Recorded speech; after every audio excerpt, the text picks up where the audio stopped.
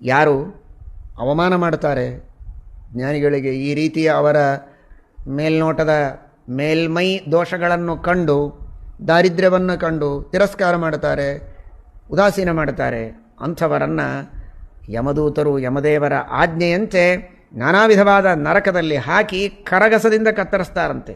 ಕರಪತ್ರ, ಕರಪತ್ರ ಅಂದರೆ ಈಗೆಲ್ಲ ಬೇರೆ ಅರ್ಥದಲ್ಲಿ ಬಳಸ್ತಾ ಇದ್ದಾರೆ. ಕರಪತ್ರ ಅಂತಂದರೆ ಏನಂತಾರೆ, ಇನ್ವಿಟೇಷನ್ ಕಾರ್ಡ್ಗಳೆಲ್ಲ ಅಥವಾ ಬೇರೆ ಬೇರೆ ತರಹದ ಮಾಹಿತಿಗಳನ್ನು ಎಲ್ಲರಿಗೂ ಮುಟ್ಟಿಸುವುದಕ್ಕೆ ಪ್ಯಾಂಫ್ಲೆಟ್ಗಳನ್ನು ಮಾಡ್ತಾರೆ, ಅವೆಲ್ಲವನ್ನೂ ಕರಪತ್ರ ಅಂತ. ಅದು ಬೇರೆ ಕರಪತ್ರ, ಕರದಲ್ಲಿ ಓಡಾಡುವ ಪತ್ರ. ಇಲ್ಲಿ ಕರಪತ್ರ ಅಂದರೆ ಕರಗಸ. ಕರಗಸದಿಂದ ಅವನನ್ನು ಕತ್ತರಿಸ್ತಾರೆ. ಸಾಯೋದಿಲ್ಲ ಇವನು ನರಕದಲ್ಲಿ.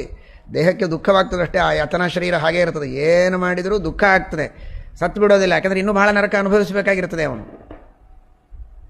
ಆ ರೀತಿಯ ನಾನಾ ವಿಧವಾದ ನರಕಯಾತನೆಯನ್ನು ಅನುಭವಿಸ್ತಾನೆ.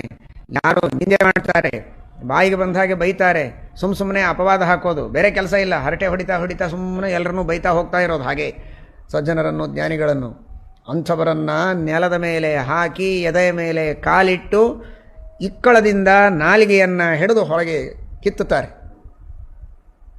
ವಾದರಾಜ ಶ್ರೀಪಾದಂಗಳವರು ಕನ್ನಡದಲ್ಲಿ ಲಕ್ಷಾಲಂಕಾರ ಸಂಸ್ಕೃತದ ವ್ಯಾಖ್ಯಾನ, ಸಂಸ್ಕೃತದಲ್ಲಿ ವ್ಯಾಖ್ಯಾನವನ್ನು ಮಾಡಿ ಅಪಭ್ರಷ್ಟ ಭಾಷೆಯಲ್ಲಿ ಇಕ್ಕಳ ಅಂತ ಕರೀತಾರೆ ಅಂತ ಕನ್ನಡದಲ್ಲಿಯೂ ಬರೀತಾರೆ. ವ್ಯಾಖ್ಯಾನದಲ್ಲಿ ಓದುವವರಿಗೆ ಸೌಕರ್ಯವಾಗಲಿ ಅಂತ, ಅರ್ಥವಾಗಬೇಕು ಅನ್ನೋದಕ್ಕೋಸ್ಕರ.